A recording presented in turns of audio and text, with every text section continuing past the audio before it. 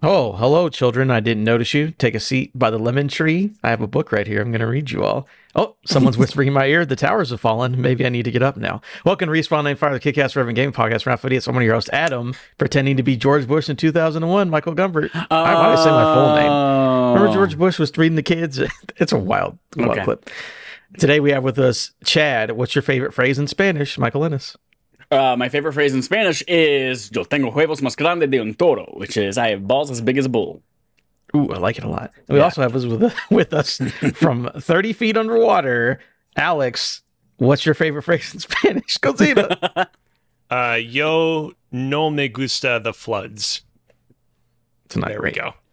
Yeah, Adam, you alluded to the fact that I may or may not have been 30 feet underwater while recording this. So you want to get your rigmarole out of the way, or do we want to dive right into Flood Watch 2000? I'm so used to you interrupting me. Go right ahead. Keep doing your thing. Okay, so I was not 30 feet. That's a lot of water. That's like almost 4 stories worth of water. I don't even think it was what half is it in of metric? A single foot. Okay. Anyways, so last week I was not able to make last week's episode.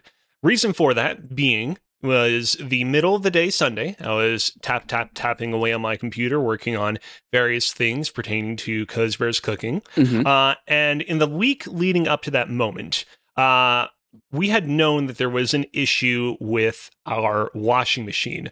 We'd had an inspector come over. He assessed the situation, and he was like, yeah, it would seem as if there's a crack at this pipe over here. If you turn it on again before it's properly repaired, there's a 50-50 chance that it might cause a small flooding, 50-50 chance it might be okay. And we're like, okay, cool, good to know. Brings a whole Middle new of the day definition while crack I'm pipe. working on my computer, my dad comes into the laundry room and is like, you know what, fuck it. I'm just going to take a chance. Hopefully it won't flood. Wow, Dad with Comes the potty back mouth. An hour later, and I look over to the side. I'm like, huh, that's odd. There's a lot of water in the laundry room. Oh, shit. Because of the broken pipe situation, our laundry room flooded. We all went all hands on deck, doing our best to clean up the spill. Took us about an hour and a half.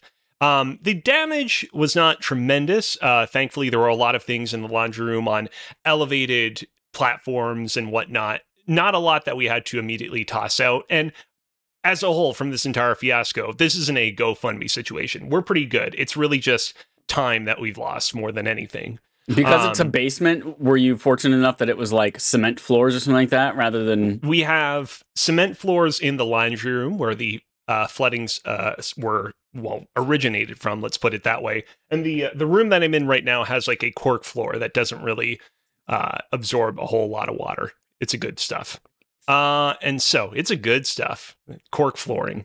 So anyways, so that happens Sunday. I preemptively reach out and I'm like, hey, we're cleaning this stuff up. Don't think I'll be able to make the podcast today. Sorry about that.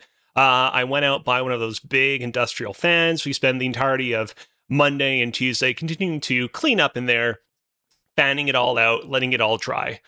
Wednesday rolls around, which is the date on which I do my Nanaimo ice cream bars installment of Cosbear's Cooking. This is going to sound like I'm shilling, which I am, but I'm going somewhere with this. By this point, the laundry room is like 90% cleaned up. Just a few minor things to still deal with. Throughout the entire stream, I am going into the laundry room because this is actually a new feature that I have set up for Season 5 of Cosbear's Cooking. Wasn't in Season 4, was in prior, older seasons, and I was able to set it up now for Season 5. A sink camera that I have installed above our sink in the laundry room. And so anytime I need to show myself washing my hands or filling a pot with water, I can turn on that camera and give everyone a bird's eye view of the action. So I'm constantly going in and out of the laundry room, just keeping tabs on the whole situation in there, making sure that nothing is flooding. How many times do you get drunk and pee in that sink on camera? Definitely never on camera. While all this is going on, Montreal has been dealing with a torrential downpour of rain. Montreal caught some of the after effects of some of these storms that are currently happening elsewhere in North America, and it was real bad.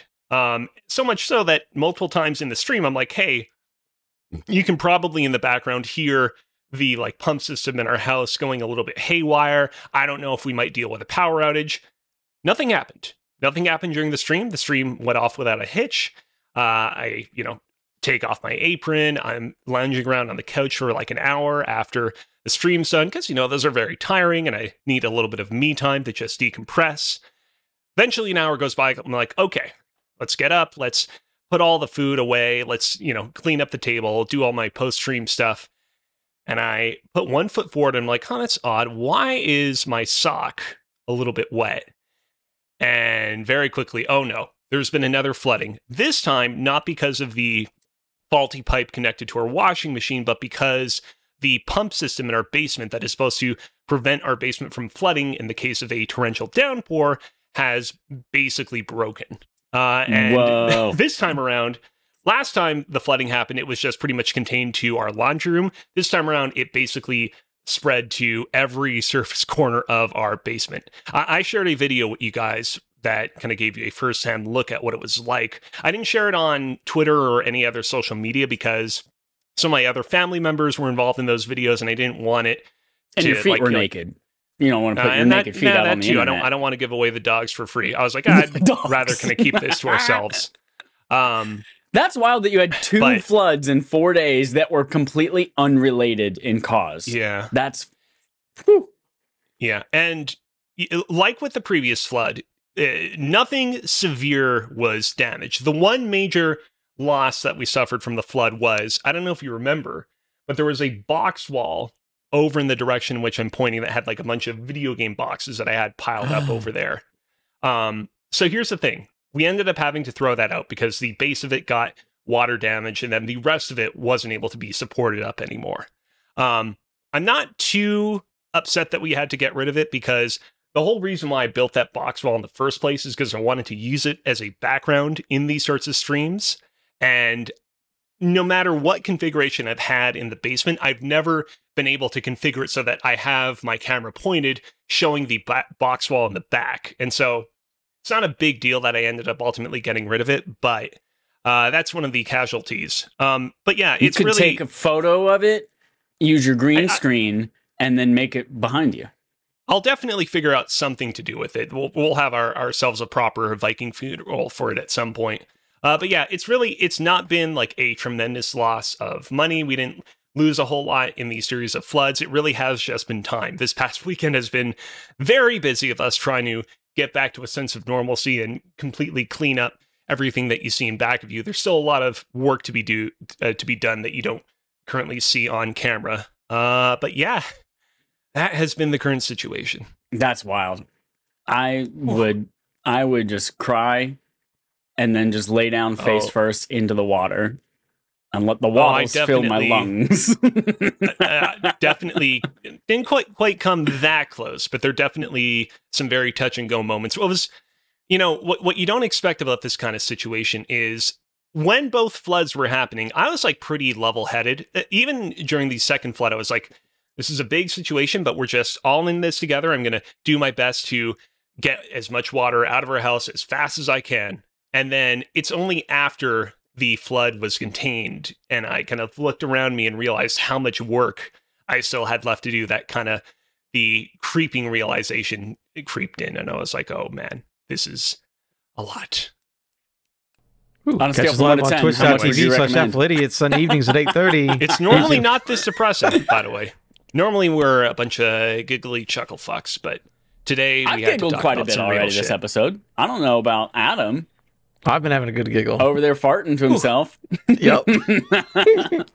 Having a great time. But no, before I was twitch.tv/Athletic at Sunday evenings 8:30, YouTube podcast services 9 a.m. Tuesday. Hey, speaking of Sundays and Tuesdays and days, do we know what we're doing next weekend? I'm not going to be here next Sunday. Are we doing something? Are we taking a week off? Are you all doing something yourselves? I'm available in the evening if you need me. We'll figure it out. I did not remember maybe we'll talk about this off stream.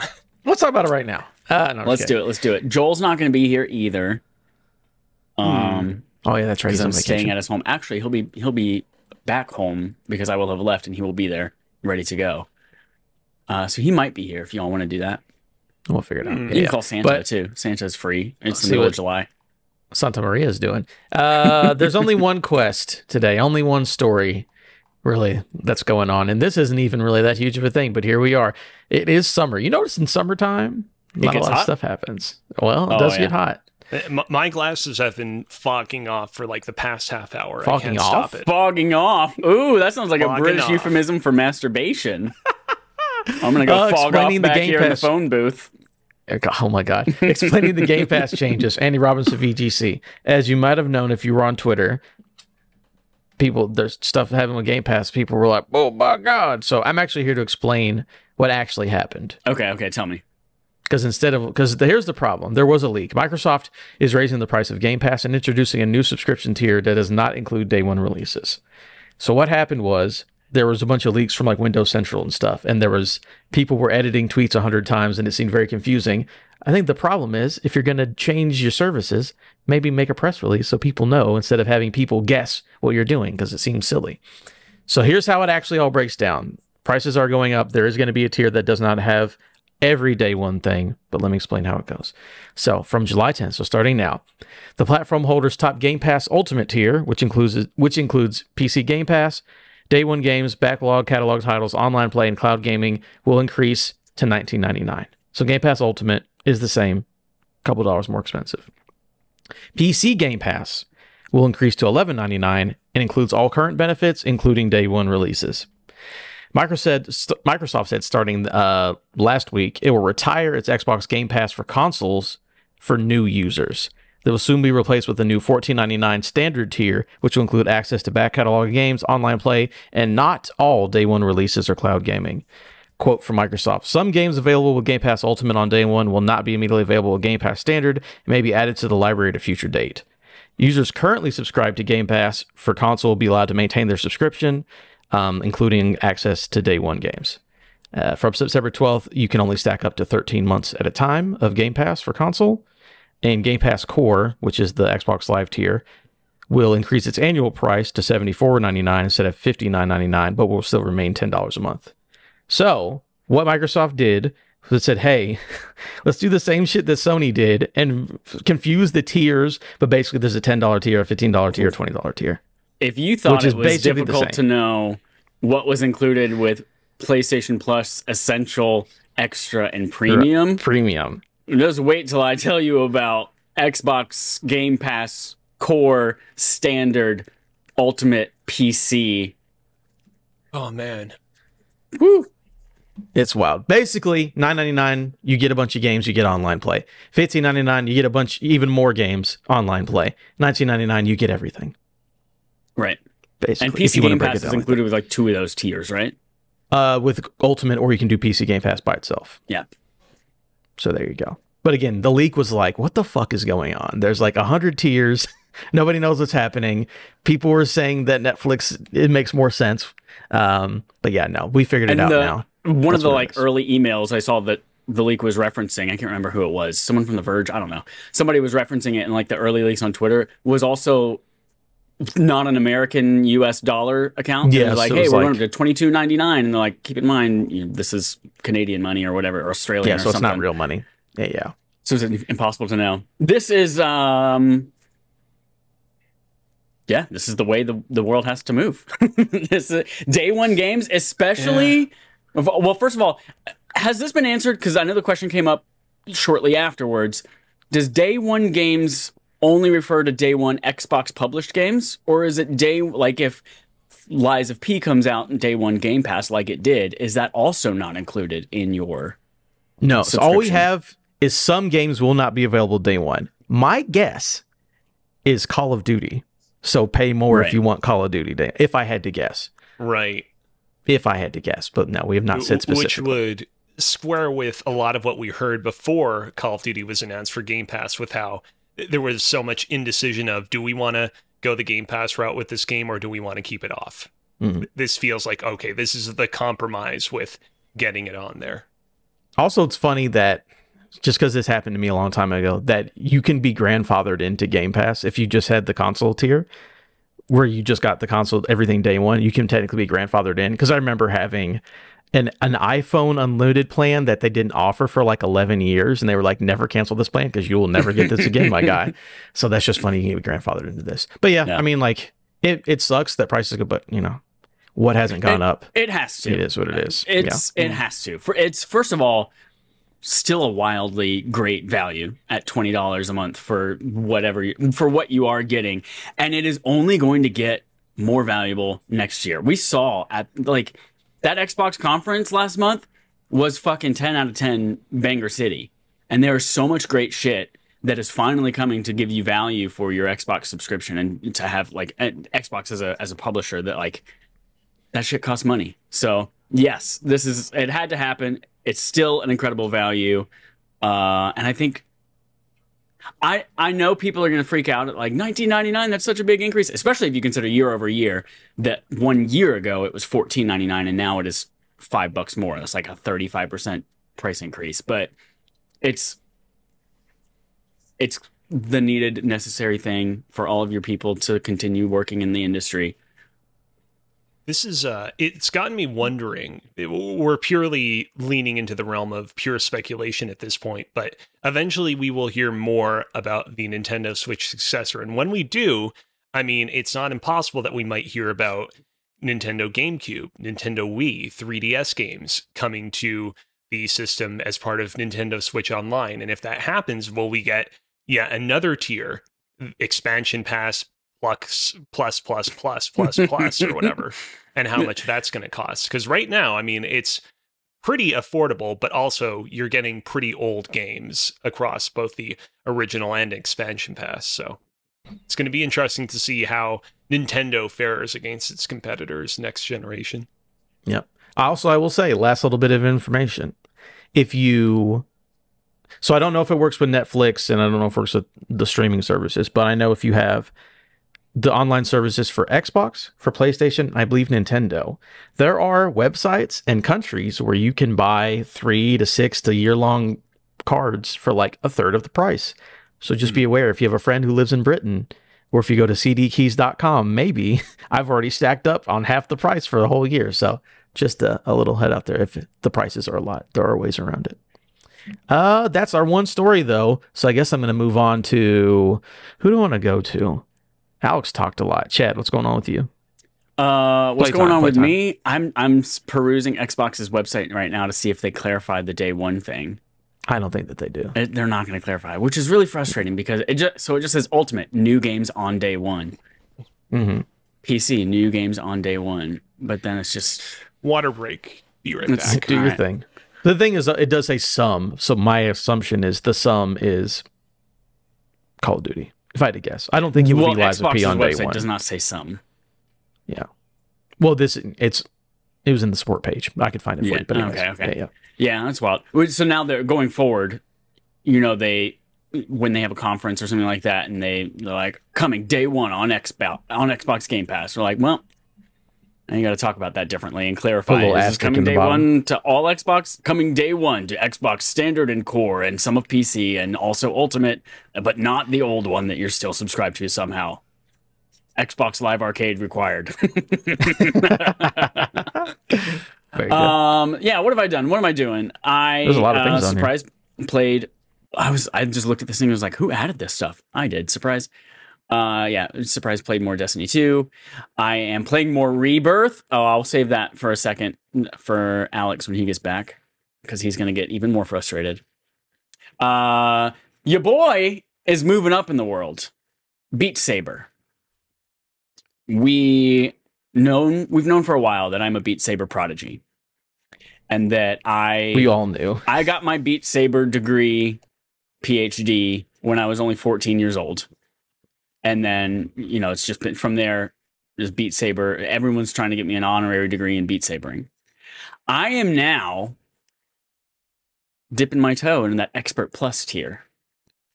And I have 6 songs, I think now. 6 songs with an S rank on Expert Plus mode in Beat Saber. And one of them, I am 67th in the world on right now. So yeah, I pulled the trigger and I'm moving on up. I'm getting comfortable with being uncomfortable. I'm not a person who likes to do poorly at things, but I'm doing it. You gotta flail like real hard. Is that what the difference is in Expert Plus? The difference is they make the notes far enough apart and close enough together that it's humanly impossible to move your arms. Can't do it. Right. It's no, yeah. So the notes, they appear to come at you faster. Obviously, the song is not sped up, but they appear to come at you faster. I think just because of a shorter lead time on them. There are more notes, but I do feel like it is definitely more like my arms are further out from my body more, and they're crisscrossing and shit like that more. So I'm having to play a new song, one that I'm very familiar with, something like High Hopes from Panic at the Disco or something like that. Yeah. Play it on Expert Plus on the slower song mode. I go through it, get comfortable with the notes and the patterns, figure out, all right, what are my arms going to be? I'm almost choreographing it basically. It's like, what are my arms doing at any given time to make sure that they're not crossing over and, you know, clotheslining myself. And do that once or twice, work through in the practice mode, like certain parts of the song if I need to. Then I put it on regular speed and I see if I can get through it. And then if I can, then I do it again and see if I can get as close as I can to not missing song. It's great. It's fantastic. Beat Saber. Love it.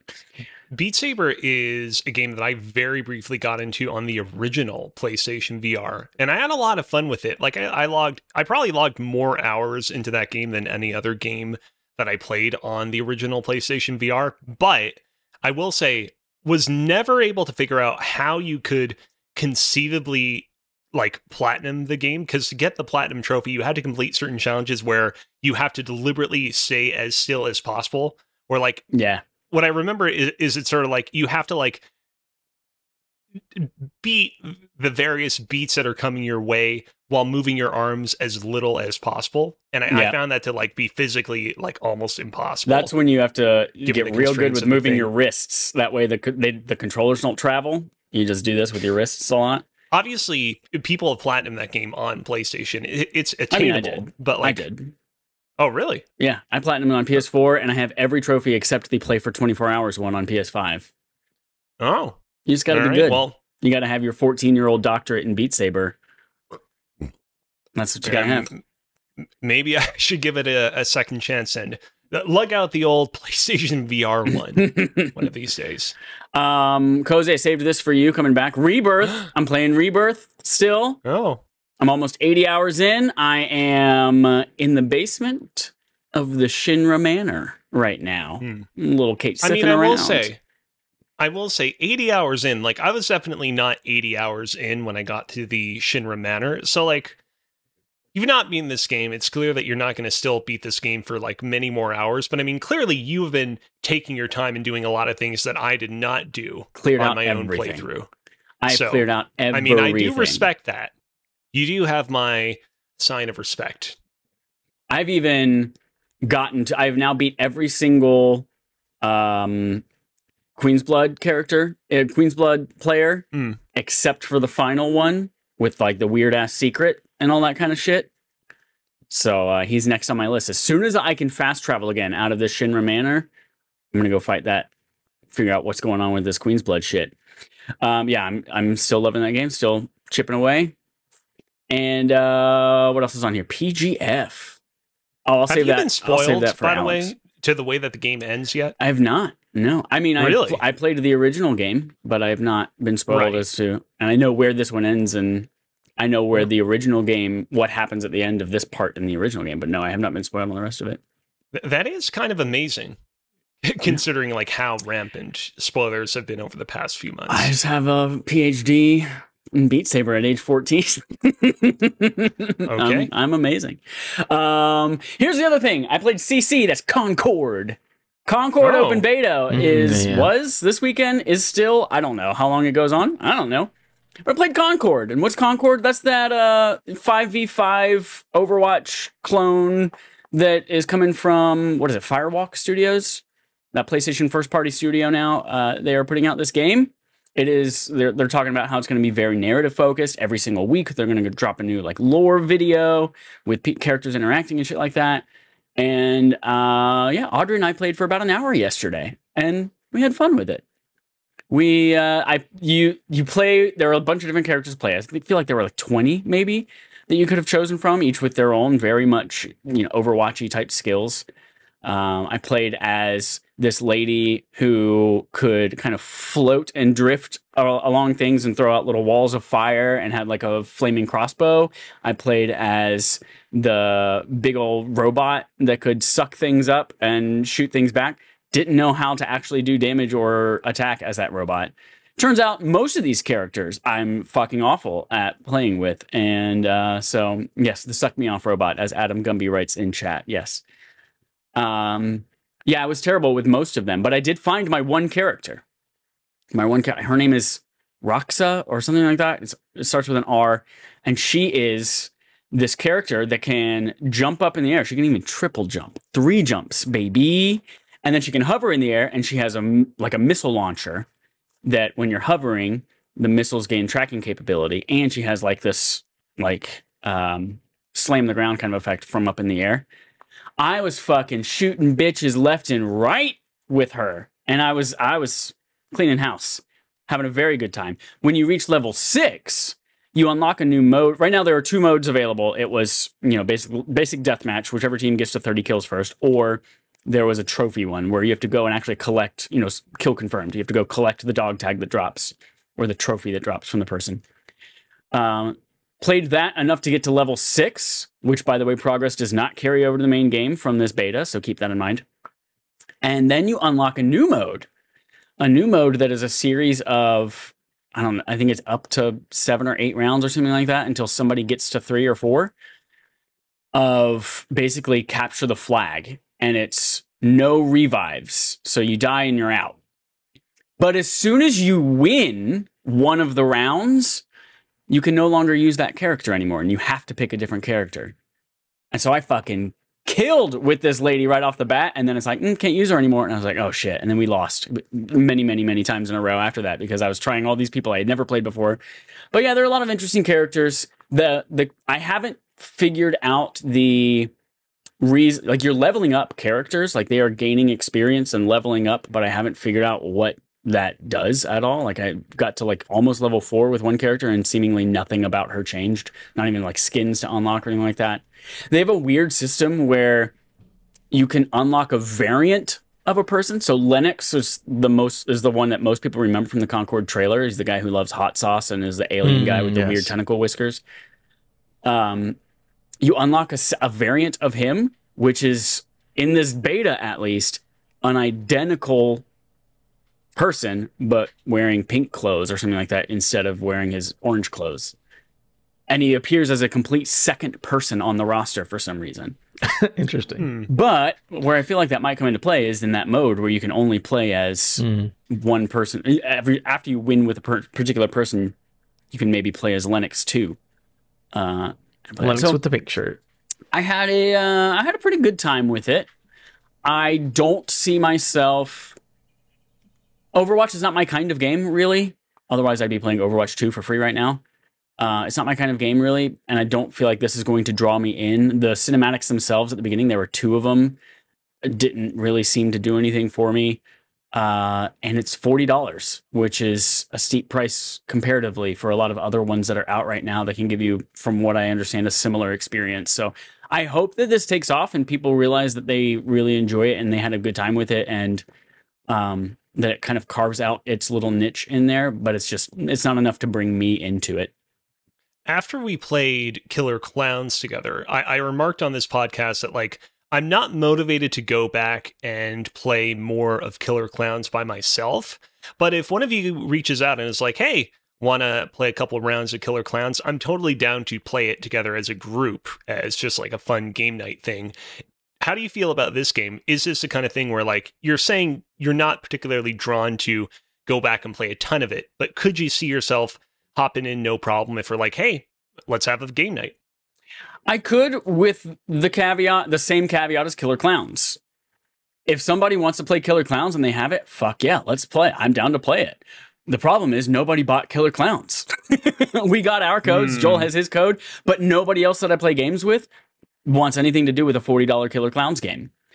So this is going to be the same barrier to entry, where if somebody were to be like, "Hey, Chad, you want to play Concord?" and be like, "Fuck yeah, I'll play Concord for an hour with you tonight and have some fun time." But yeah, nobody I know, I feel like, is going to buy this game. I'm not going to buy this game at $40. So yeah, it's just got that price barrier that other games right now don't. Very good. And then my last one here is Cozy. Pokemon Go Fest, which Alex and I that's share in right, 'cause you common. have So we'll use this as a together. transition Go for it. over. I caught so many fucking shiny Pokemon. Woo! And I caught 60 fucking, what is his name? Necrozma? Necrozma. Caught 60 of those fucks, including 3 shiny ones. I just fucking fused my Solgaleo and my Lunalala to him. Did both of them in shiny forms. I got so much fucking energy for all of that and candies, and it's hella good time. Hella good time. Tell me about your experience, Yeah. Alex. So I, of course, participated in Pokemon Go Fest today and yesterday as well. We're kind of going backwards with my past play sessions over the past week. Got myself a shiny Litwick, Dino, Wingull, Pikachu with the Moon Tiara, Helioptile, Axew, Crabrawler, Roselia, and of course the one and only Necrozma, or Necrozma. We apologize for saying it incorrectly. I fused my Necrozma with a Solgaleo. I haven't fused mine with a Lunala just yet. There's a particular strip in Montreal that's actually coincidentally kind of near the Ghoul building, where there are like a ton of raid spots, and so everybody gathers there and takes part in whatever raids are available throughout the day. Got a lot of research done. I actually hit level 44, which it didn't really coincide too well with the Pokemon Go Fest stuff, because to get to level 45, you have to complete a lot of Team Rocket members, defeat a lot of the Team Rocket like leader characters, purify a bunch of Pokemon. So I wasn't really able to take advantage of that stuff while we did the Go Fest celebration stuff. But yeah, other than that, that's certainly a fun time. I gotta be honest, I've actually been pretty on and off on Pokemon Go over the past couple of months. But I really got back into it this past weekend. So hopefully there are more Pokemon Go times ahead. It's a good time. I was yeah. surprised at how many people. I mean, I guess it's. I feel like it's like this every time, but it still surprises me every time. Where I got down there, I go to this place in downtown Campbell nearby, and there's like 2 or 3 blocks where there are probably 6 or 7 different gyms. Oh, look at that sexy shiny Necrozma. Yeah, there are like 2 or 3 blocks with like 6 or 7 gyms on it. So you see this just crowds of like 50 to 60 people just making their way up and down the street, all crossing crosswalks together and all this kind of stuff. And you go to one gym and you click on it and it fills up the lobby to 20 people immediately. And then there's another lobby that fills up to 20, and you're just like, all right, it's just back to back to back. It's so much. It's so good. It's so good. Hell yeah. On the subject of the Pokemans, another Pokemon game that I've been playing this past month, this past week, this past whatever time is just a flat circle at this point with all the floods that have been happening. Pokemon Emerald Rogue. You might remember that I played this game a lot during my 2-week-long trip to LA and New York.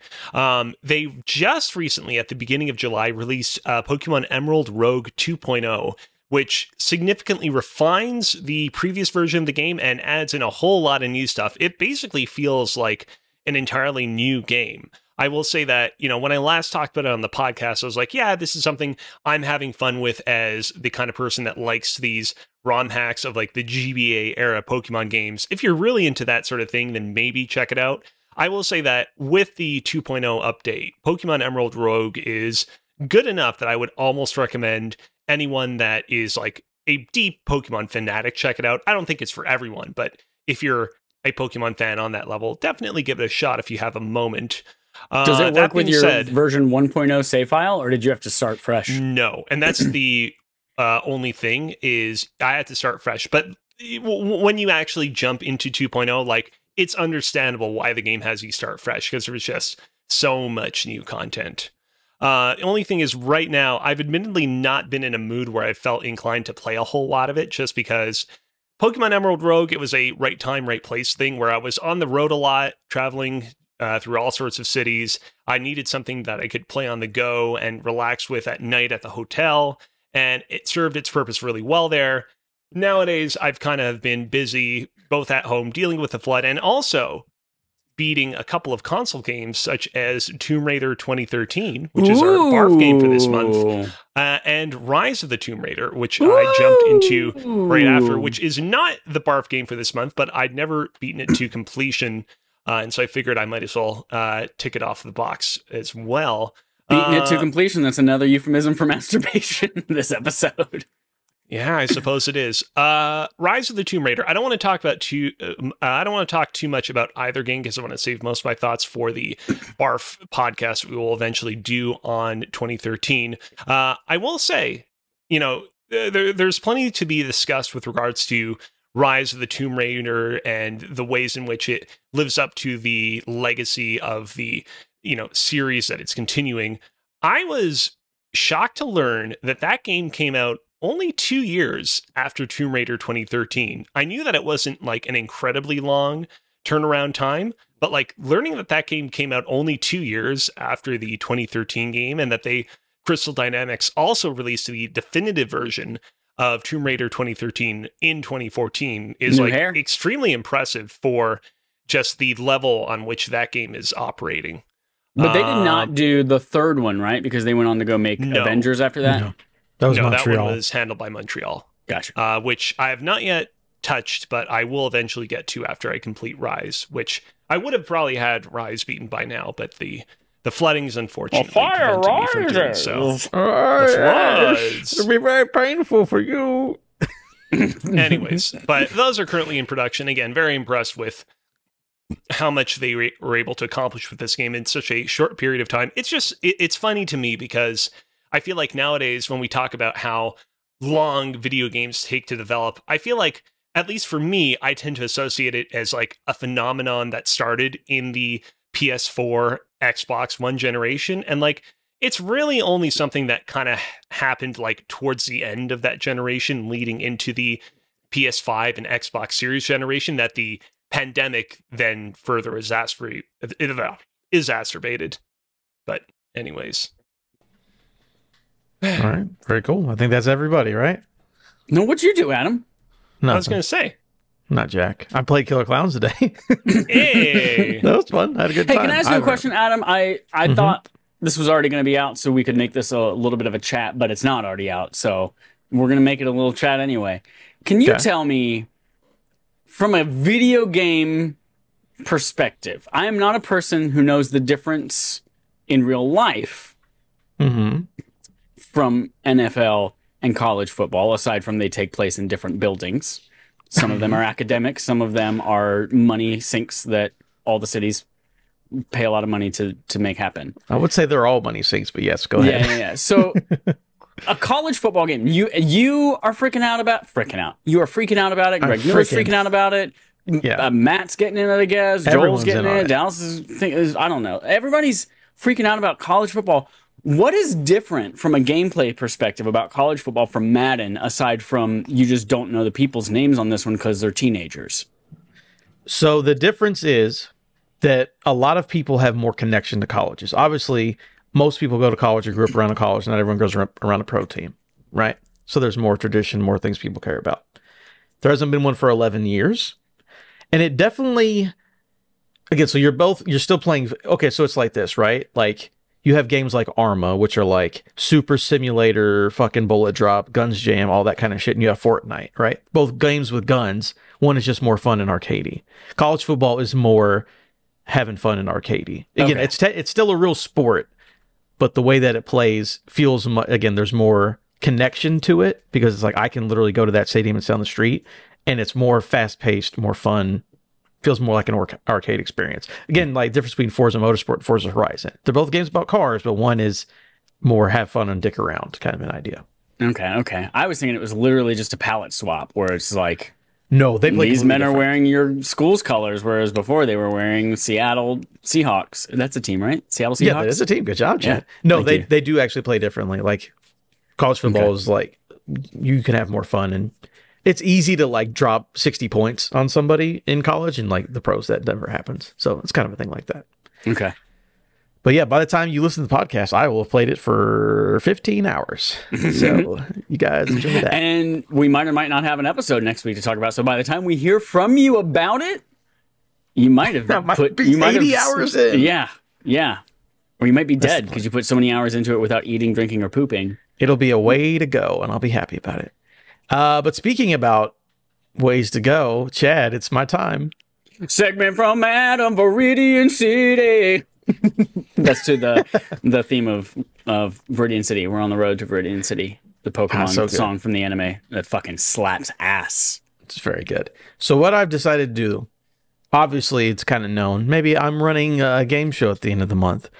Maybe it's based off of a bunch of segments that I've done. But there is a new event, a new segment that's going to be in that end of the month kind of a thing that I'm running. Getting a preview? So I think this is a way to preview it. I think this is a fun way to get it done and go early. So what this is called, let me go let me go ahead and share this real quick. You're going to love the name of this one, guys. Should I switch over to the other? Yeah, go ahead and switch over. All right, we've switched over.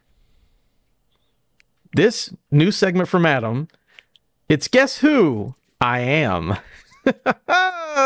Very good, right? Because that game Guess Who, where you flip the little cards up and down. Yeah.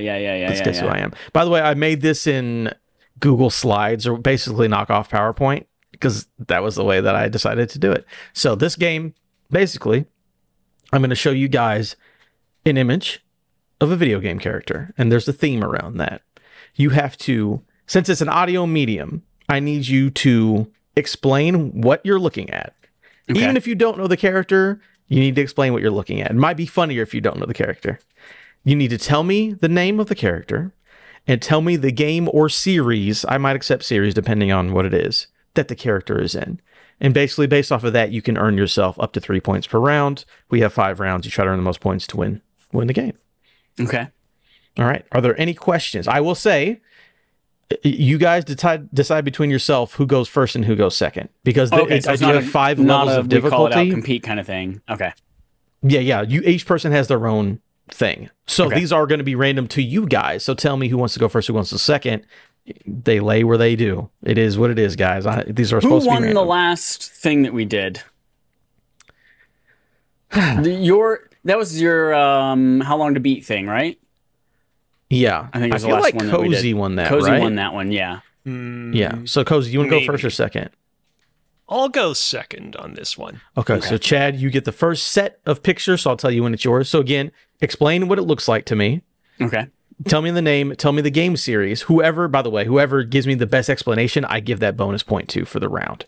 So even if you get everything wrong, you still have a chance to, if your explanation is good. All right. So we're going to go ahead and start on my PowerPoint.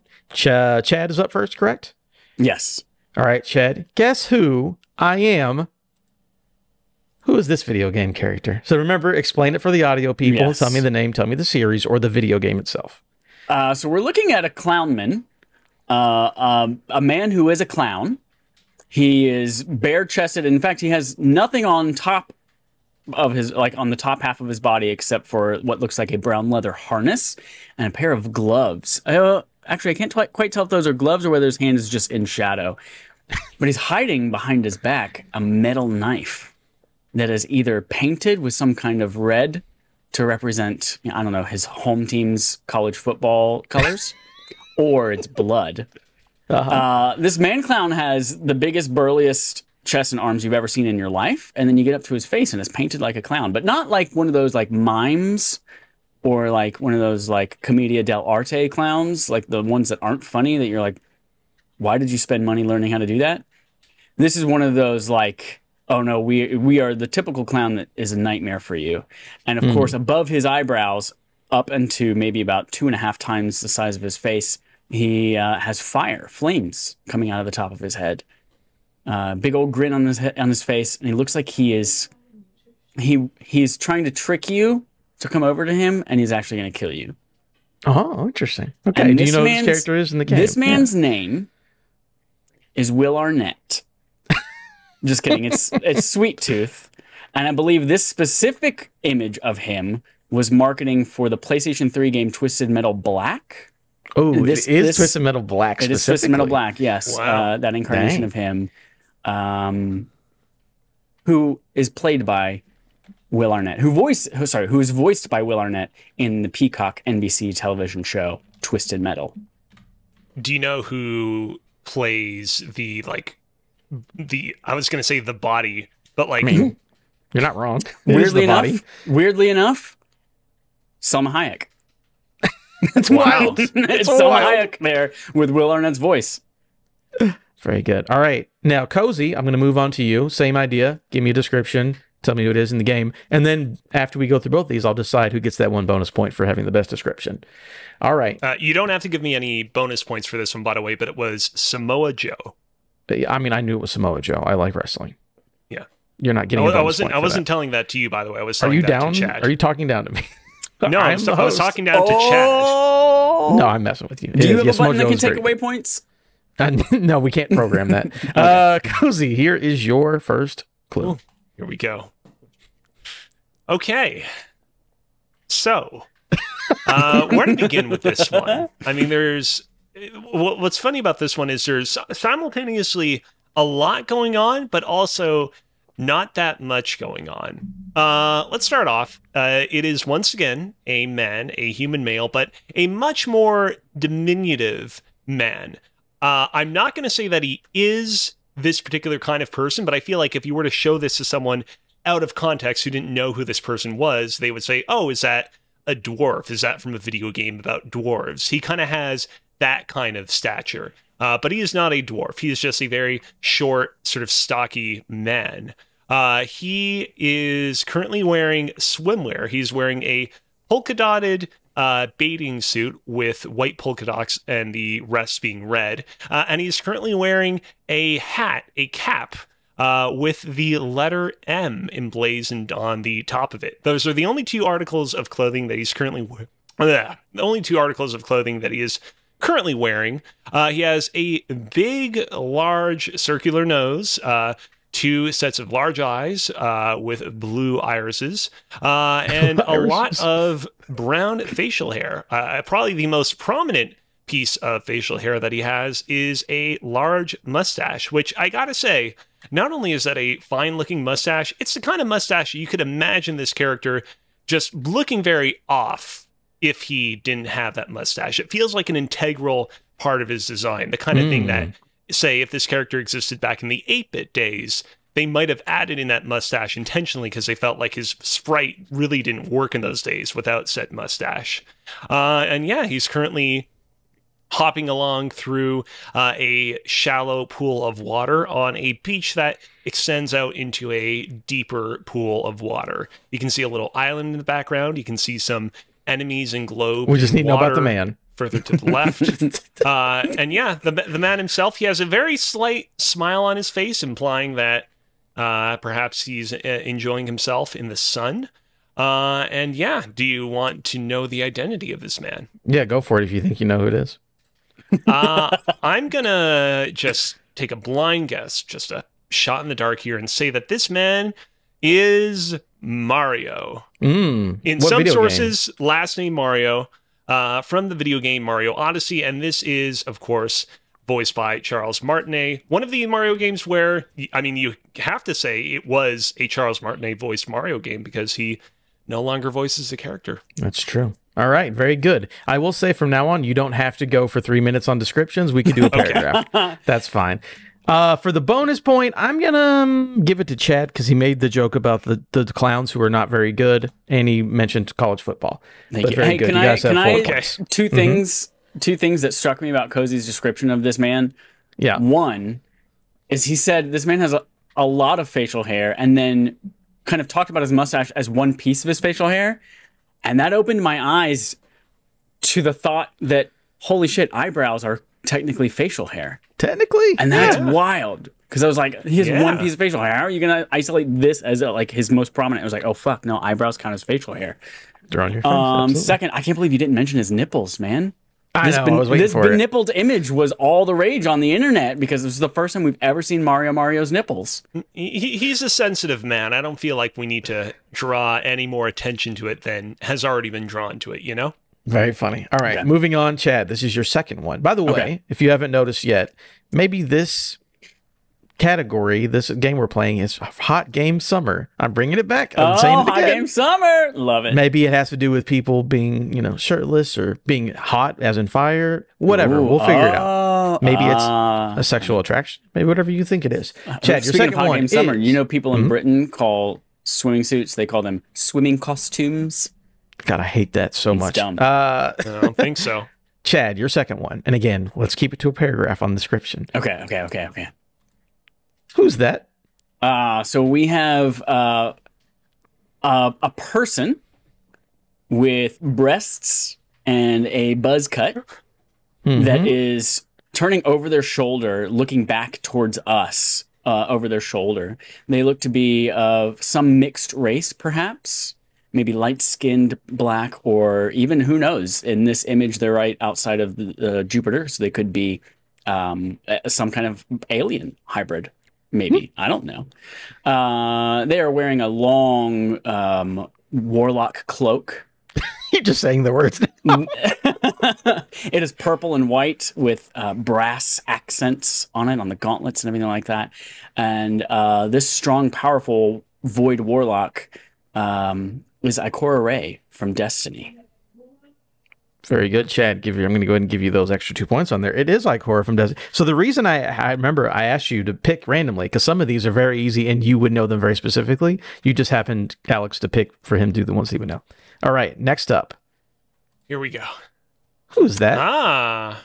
Interesting. It's funny, a character from a very different game than Mario from Mario Odyssey, but very similar motifs going on here in terms of the amount of clothes that they're wearing, because this is a female sniper holding a gigantic sniper rifle who is not wearing a whole lot of clothing. You can see a bra that is currently encircled around her breast, and you can see straps from some army fatigues that are leading downwards towards a section of her torso that is cut off by this picture. She has brown auburn hair. She's staring into your soul with just steely eyes. And this character is, of course, Quiet from Metal Gear Solid 5, The Phantom Pain. That is correct. It is Quiet from Metal Gear Solid 5. I'll give you the fact that you called it a bra. I'm gonna give you an extra point. It's not a bra. I'm pretty sure it's a bikini top, but that's okay. Next up, number 3, Chad. Who is this? So we are looking at a man who has been out in the sun for way too long without any kind of sun protection factor, or SPF, as we might call it. This man is wearing a necklace of various metal pieces around his neck. He is wearing some leather straps that appear like they might hold on maybe some kind of backpack of some sort. He looks to be maybe in his 40s or 50s, perhaps. Like he has not eaten in quite a while. He looks emaciated, very veiny.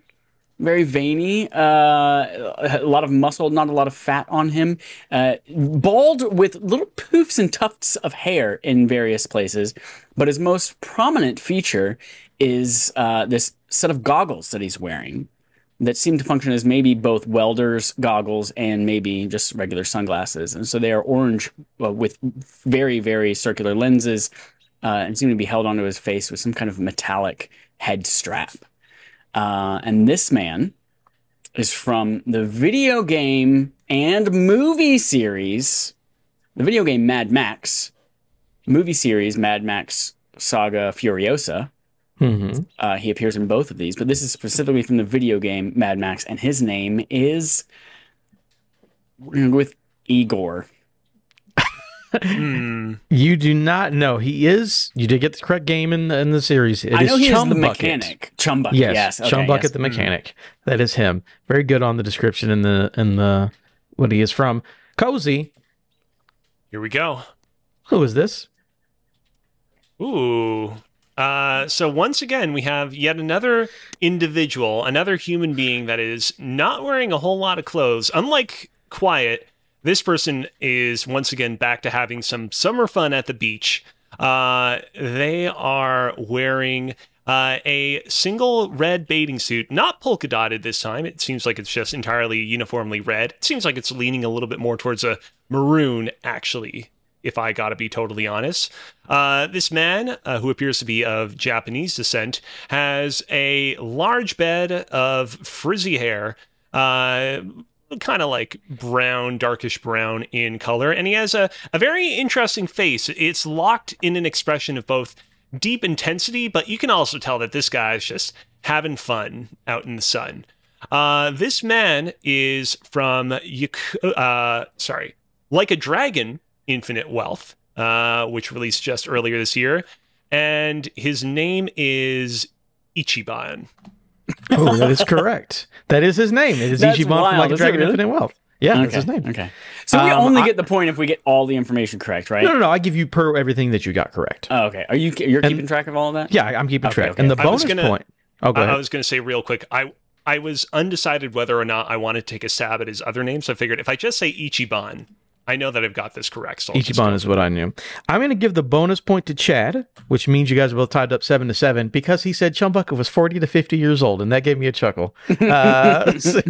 Next up, this is the 4th out of 5 of our Hot Game Summer. Who am I? Guess me.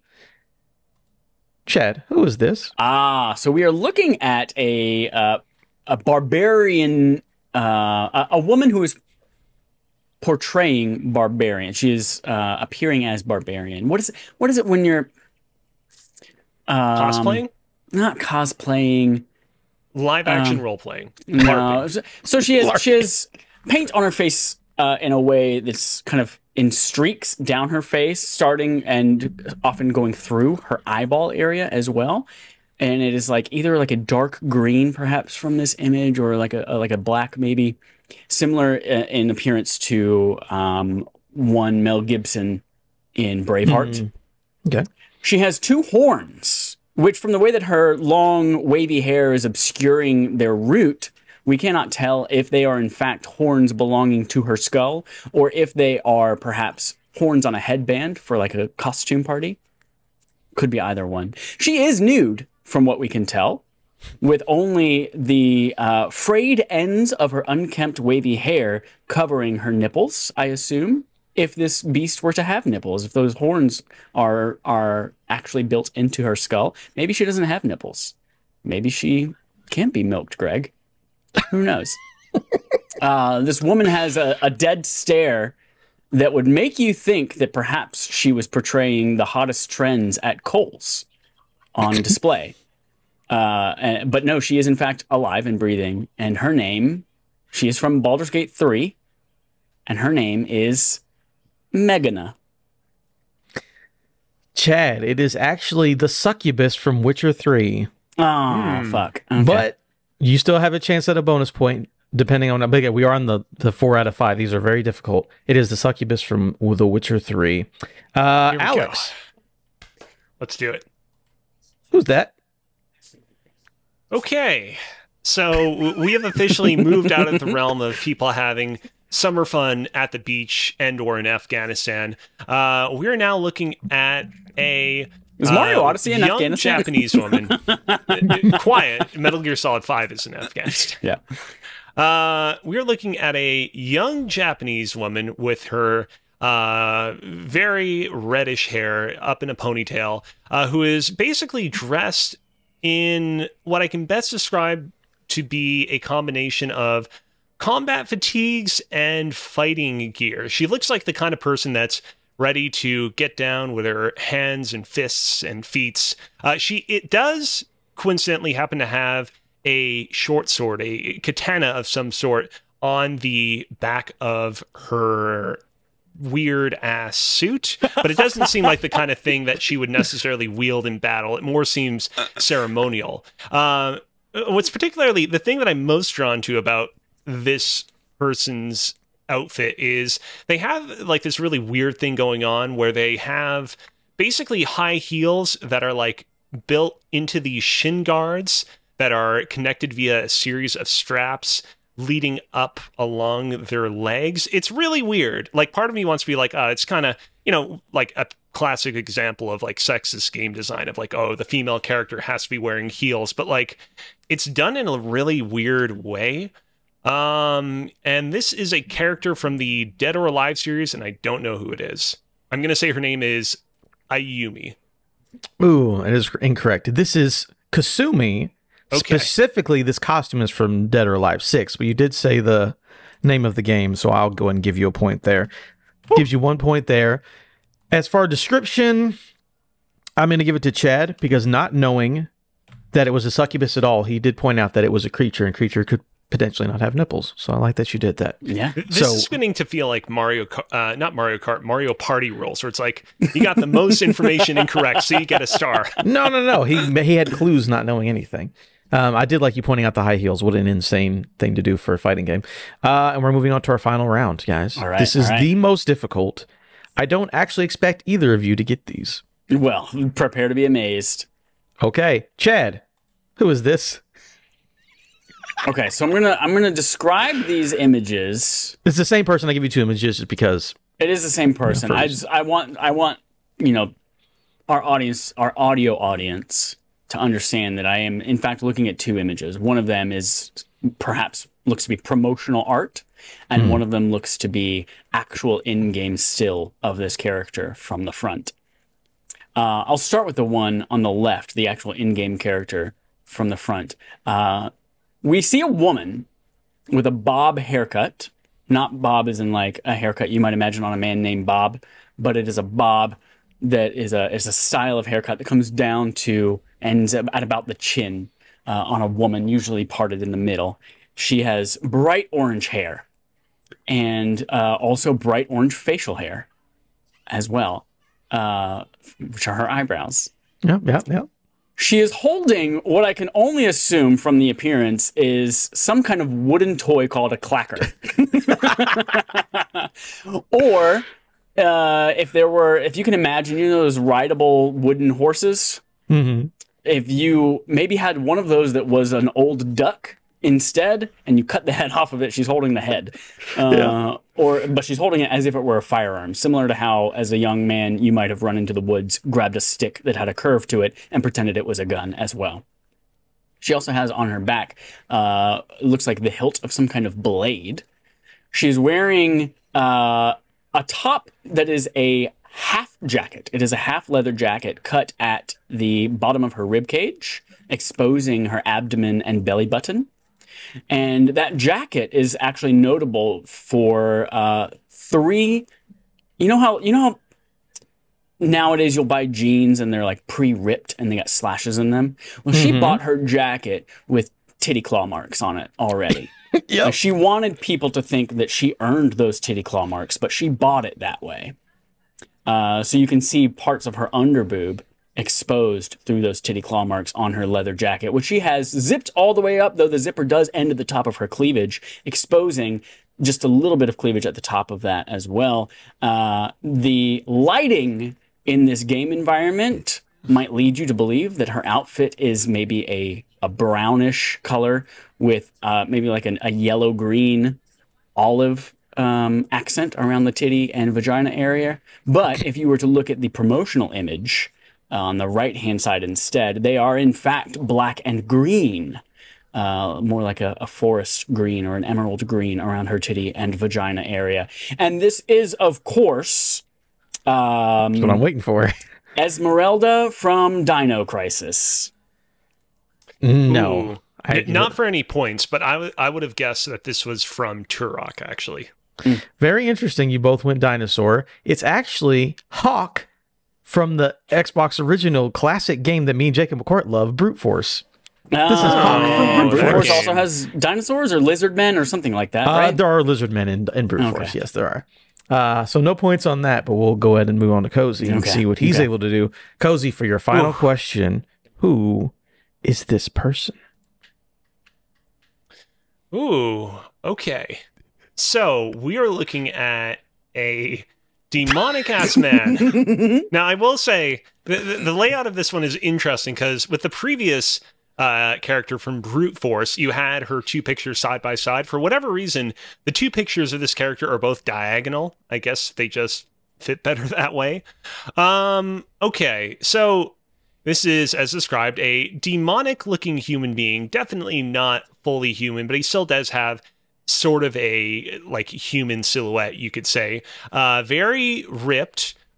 In the lower right of the two photos, we see himself surrounded by what appears to be a lot of like energy, seemingly spiritual energy of some sort. In the upper left picture, the close-up of his face, we can see that some sort of molten energy is flowing out of his eyes as his face is curled into just what I can only describe as a feeling of intense sadness and or hatred.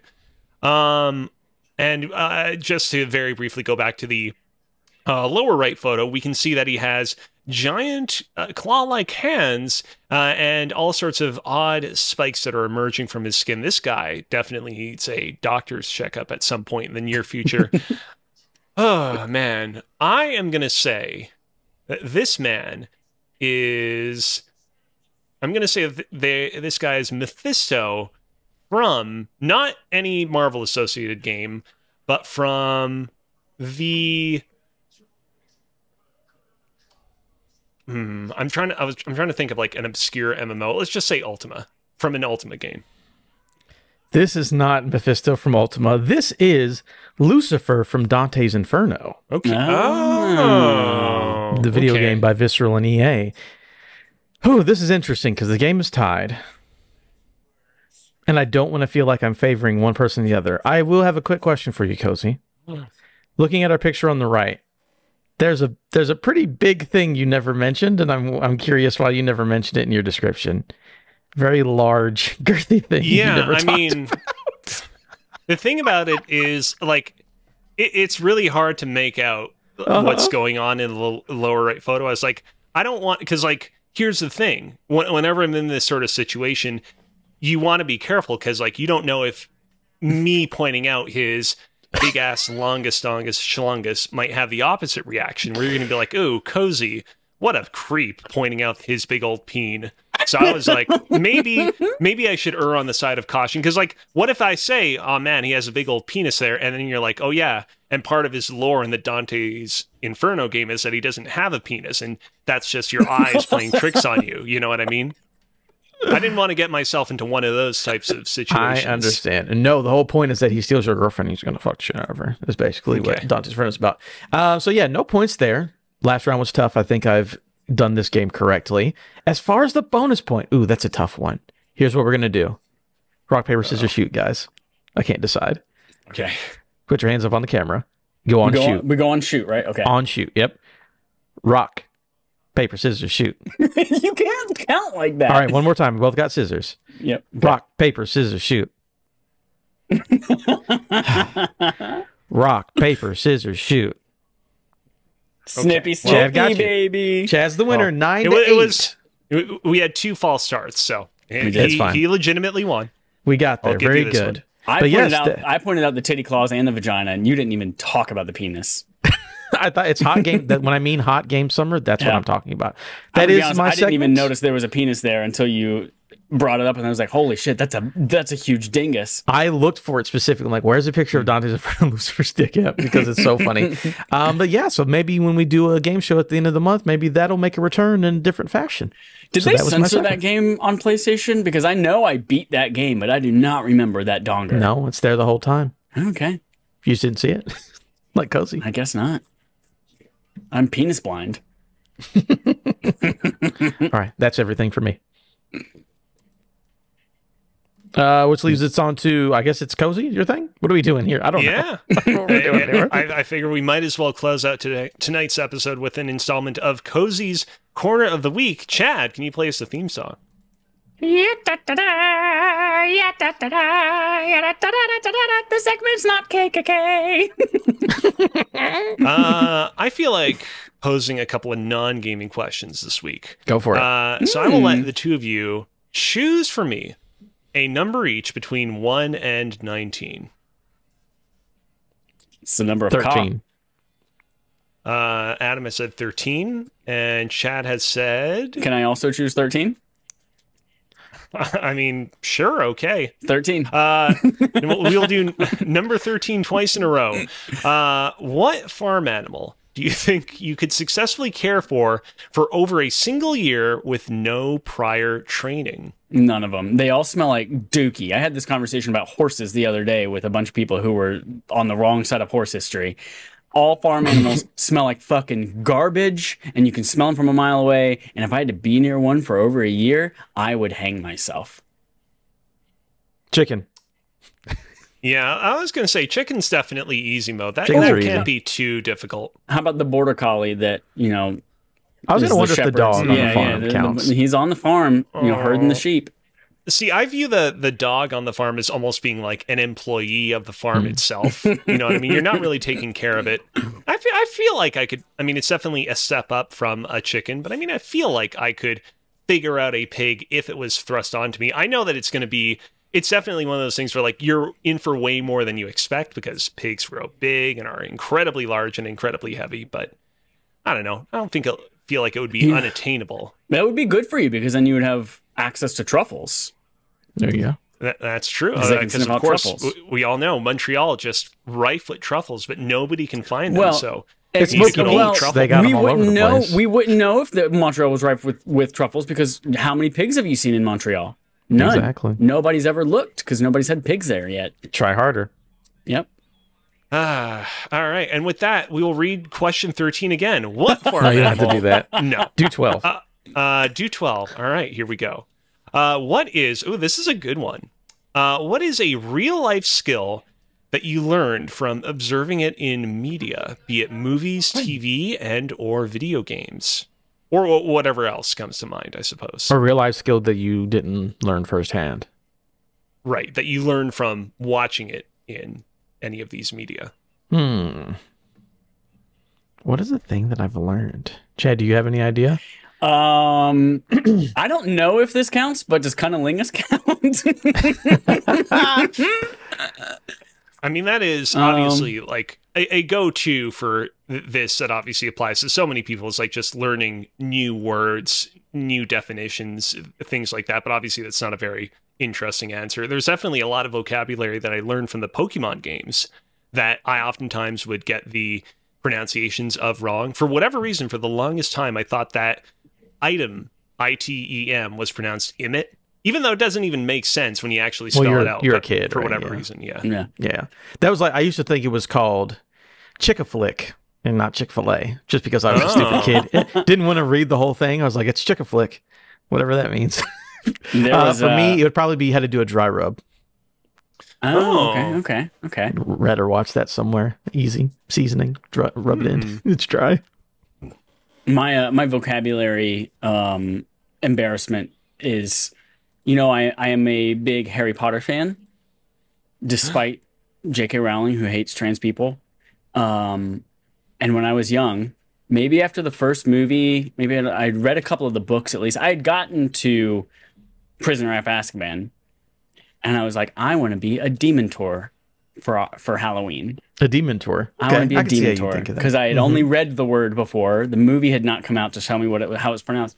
And, I was like, and some kid who was dressed as Harry Potter in the neighborhood, we ran into each other at a house, and he goes, "What are you?" And I said, "I'm a Dementor." And he goes, "You mean a Dementor?" And I was like, "No, I'm a Dementor from Harry Potter." He's like, "They're Dementors," and then he laughed and ran away and got candy. I was going to And say, I've that's the never moment where forgotten that moment. you strangle him and make him see images of his parents that Yeah, died. it's not very Harry Potter, that and kid. then he gets chocolate. It's Halloween. Yeah. That's how it works. Very good. And that's the end of Cozy's question of the week. And that brings us See to Game On Game y'all Show. The Game On later. Game Show, we play a game called Game On, the Game Show on a Game Show, game. I've got a quick one here today. I only just now realized I didn't come up with a clever name for it, so we're going to call it ESRB, more like ESR we together, us. Ooh, that was good. This is a game that I can't remember if we've done something similar to this in the past or whether I've thought about it before or I don't know. But this is a game that could become a series of games. You okay, buddy? I don't know if he was about to throw up or whether he was barking at me to get my attention. I don't know. We'll see. So I'm going to read you pieces of the description of this game, on ESRB's website, like why it got rated the way that it did, attributes about this game. And whoever can shout out the name of the game first will get a point. And there are 5 of them. And we'll see who gets the points. Now, in order to make this repeatable, I've very much narrowed the field of games that we are choosing from, and also to make it easier because there are hundreds of thousands of games that you could have chosen from. So we are playing this game specifically around Xbox games on Xbox Game Pass Ultimate. Okay. So these are games available right now on Game Pass Ultimate. Our first game is rated E10+. Again, once you feel like when you know the name of the game. Oh, and by the way, we're going by the Cozy's rules. 2 guesses. Okay, never mind. I didn't say Dante's Inferno. 2 guesses. When you feel like you know it, just shout it out. Combat can be fast-paced, accompanied by impact sounds, screen-shaking effects, and cartoony explosions. A handful of characters perform flatulence-based attack moves, e.g. toot laser or fist fart, against opponents. It's an E game, right? It is an E10+ game. So it's not South Park. Oh. Is it stacking? I don't know whether that is a game, and therefore it is certainly not the name of this game. Stacking was the double flying game where you had like the Matryoshka dolls that would. I know that farting was a big part of that game. That is not this game. I know farting was a big part of that game. It legitimately is, but no, I believe you. I believe you. Yeah. I don't know. Keep going. That is the description. I'll read it again. Combat can be fast-paced, accompanied by impact sounds, screen-shaking effects, and cartoony explosions. A handful of characters perform flatulence-based attack moves, e.g. toot laser or fist fart, against opponents. Ooh, Cartoon Network brawlers. That counts as one guess, but it's not quite right. If either of you would like to refine that. It is not Killer Instinct. Oh. I don't know the full name of that. You're very close. Oh, Nickelodeon All-Star Brawl 2? Yes, Nickelodeon All-Star, that is exactly whatever right. that game's Nickelodeon called. All-Star Brawl 2. Very good. Yeah. 1 point to Adam. All right, number 2. Wait, who farts in Nickelodeon? I guess I don't know who's in that game, but I assume all of them, yeah. Ren and Stimpy, probably, yeah. This next game is rated E for everyone. A very short description. There were only 2 sentences, and one of them would have given it away. Players can participate in tournaments, skill games, and several modes of street football. Street football. Oh, it's in street football. And it's on Game Pass. That's the other It's on Game Pass, rated E for everyone. Sorry, just for clarification, is this the ESRB or is this PEGI? This is the ESRB. Okay. E for everyone. Madden 2024? It is not Madden 2024. Players can participate in tournaments, skill games, and several modes of street football. Street football. EA Sports FC 24. That is correct. 2 points for Adam. Oh. All right. This next one's going to be fun. This is a lengthy one, but again, feel free to interrupt if you feel like you know it. This one's rated M for mature, 17+. Ooh. Some sequences depict the main character killed in dramatic fashion, cut in half by giant fan blades, head repeatedly smashed into the ground, arms cut off, face sheared off. Blood splatter effects occur during combat, and some attacks cause dismemberment or decapitation. Some scenes depict disemboweled or mutilated human corpses with missing heads and limbs. The words fuck and shit appear in the game. The Callisto Protocol. That is correct. The Callisto Protocol. Yeah. Good. 1 point for Cozy. I was going to say, I briefly was going to say the Talos Principle, and I'm like, no. That's a puzzle game. It has a similar sounding name to that, but that's not it. Number 4 Shit of and 5. fuck appear. I love that. Shit and fuck appear in the game. 4 out of 5. I do have a second little blurb here in case this first one does not do it for you. Okay. This game is rated E10+. Everyone 10 or older. A handful of levels depict pixelated, non-detailed organs or organic matter in the background. Monsters sometimes have red scratch marks, open wounds, red stitches on their bodies. The words damn and hell appear in the game.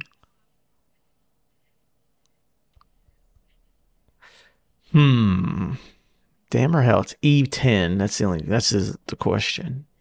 What kind of 10 plus game has damn and hell in it, you know? These fucking kids nowadays. Yeah, right? Shit, fuck. And I need a second one. All right. Cozy, you feel like you want to take a guess now, or you want the second one? I want the second one as well. The second one. Players use swords, knives, staffs, and magic to attack small enemies. Battles are highlighted by impact sounds, colorful light effects, and explosions.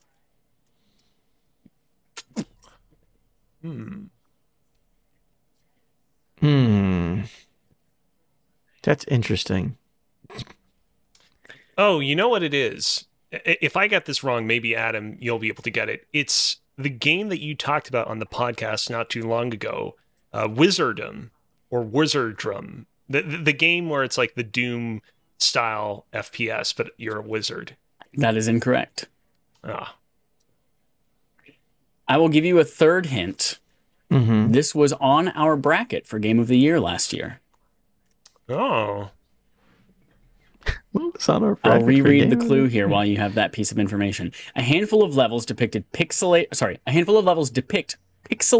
non-detailed organs or organic matter in the background. Monsters sometimes have red scratch marks, open Sea of wounds. Stars? That is correct. Sea of Stars. I was like, I thought Star it Ocean, almost Star Ocean. exact That's not the name of it. What the fuck is this game called? Okay, yeah, Sea of Stars. The whole pixelated part like confused me because I'm like, either it's like an 8-bit or a 16-bit game, or they're talking about pixelation in like the TV censoring version of it, like you sometimes see in games like Kane and Lynch, for example. Yeah. All right, this last one here is worth 7 points. You can't do that. Well, otherwise, Cozy has no reason to answer this one because it's going to go to you anyway. No, you got to try so for 7 points. Integrity. Yeah. This game is rated T for teen. I almost just read you the name of it. This game is rated T for teen. During the course of the game, the player's character can drink mugs of grog, which can result in screen blurring and the character belching and hiccuping. Sea of Thieves. Sea of Thieves. It is Sea of Thieves. That is Adam. I'll read the final sentence here, the description. Consuming too much grog can cause the player's character to vomit green liquid. Yeah, I played that with a group of friends recently. We did that a lot.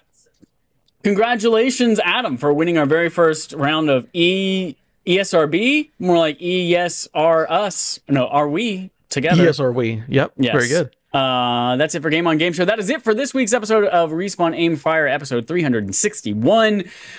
Your homework, should you choose to accept it, is to take off those glasses because they're going to explode on your face and they're going to die. Mission impossible. Your other homework is go to patreon.com/respawnaimfire because there are a couple of things happening there. One, you have access to a really cool episode of, not television, of RAF game shows called Locked and Loaded. This one is one that involves time travel. Travel in space as well, not necessarily outer space, but just space in physical space. It also involves Joel and I going head to head in Locked and Loaded, aka based on the novel Who Wants to Be a Millionaire by Sapphire. This one was a lot of fun. The previous installment of Locked and Loaded we did had some technical issues. It didn't hugely impact the episode that you guys got, but the process of recording it was a little bit fraught. This one was both a lot of fun to record, and I think the finished product really speaks for itself. Definitely go and check it out if you have not had the chance to do so yet via Patreon. So from what Alex just said, we'll break it down like this. You pay $1 to subscribe to us on Patreon, you get the good version of this. If you want the free version with microtransactions, aka ads on YouTube or whatever it might be, then you get last month's version of that. Right now, if you don't want to pay to support us on Patreon, you can go there and get that other version, the older version that Patreon's already had exclusive access to for over a month. All right, you can do that. We will have another BARF poll coming up soon, in probably like a week and a half-ish, maybe. What is BARF? That's our backlog accomplishment with Respawn and Friends games that you all vote on over on patreon.com/respawnaimfire if you want your vote to count a lot, or over on twitter.com/respawnaimfire if you want your vote to count very, very little. And that's a game that you all chose for us to play. This month, we played Harry Tomb Raider, which is the 2014 Tomb Raider.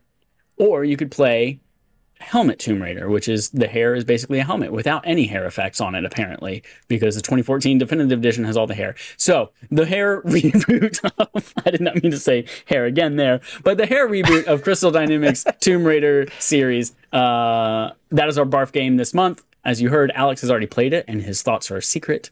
And we will talk about that at the end of the month. If you would like to be part of that discussion, either asynchronously via email or DM or text message, you absolutely can. Send one of those to one of us, and we will probably remember to read it on the episode. If you would like to be on the episode to discuss all of the hair, then let us know that as well. You can reach out at any of those three methods, respawningfire@gmail.com, Twitter DM, or text message if you have that information. If you don't, Adam's phone number is 773-911. That's Chicago Police. 773 is the Chicago area code, and 911 is the police. I don't know what the phone number is for the police in Canada, so I can't make that joke for Alex. What is the police phone number in Canada? 811 probably. 69, 69, 69. Very good, Alex. You took that joke and just escalated it. And very good. I'm very proud of you.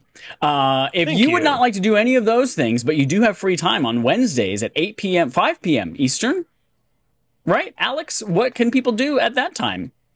You can tune in to either twitch.tv/CozyBearLive or youtube.com/@CozyBearLive and watch the next installment of Cozy Bears Cooking Season 5. This time around, I'm going to be making a bagel pizza. Not pizza bagels, but rather a bagel pizza. Exactly what that entails, you have to tune in to find out. I do want to also say very briefly, in addition to doing those live streams on Wednesdays, I've been trying to have a release cadence of putting out a highlight clip from my streams on Fridays and then have a 15-minute edited highlight reel of my streams on Mondays. The highlight reel of the Nanaimo ice cream bar stream, which I did last week, will be coming this Monday, but the clip from it, because of all the flooding and stuff, is still TBD. I'm hoping to have it up on Tuesday. So you can look forward to that then as well. When pizza's on a bagel, you can have pizza anytime. When bagel is the pizza, you have a very specific window you can eat it in before it kills you. It's like those fish where, if you cut it wrong, then you die. But if you don't cut it wrong and you eat it, then it's like Euphoria? I don't know. Ouya. Ouya. Should I buy an Ouya? What do you think Ouyas are going to... Here's our usual sign-off. What do you think Ouyas are going for on eBay right now? If I were to buy an Ouya Sans controller, because I don't need an Ouya controller. How do you spell fucking Ouya? New in box is what I'm looking for as well. So it has to be new in box. Can't be, used for parts. First one that comes up... Oh, sorry, this is open box. Is the podcast over? Chad, not yet. This is still our usual sign off. The first one that popped up for me, Ouya game console, silver 8 GB Android model, Ouya 1, factory sealed. Who closest guess gets it? I will buy it right now and ship it to you. Closest guess gets it. The problem is $129. So I'm on eBay.ca, so actually I'm probably fine because the prices I'm looking at are all Canadian. I'm going to say $53. Oh, I'm sorry. The answer was $129.90, which was my guess. Oh. And therefore I get it. And turns out I don't want it, so I'm not going to buy it.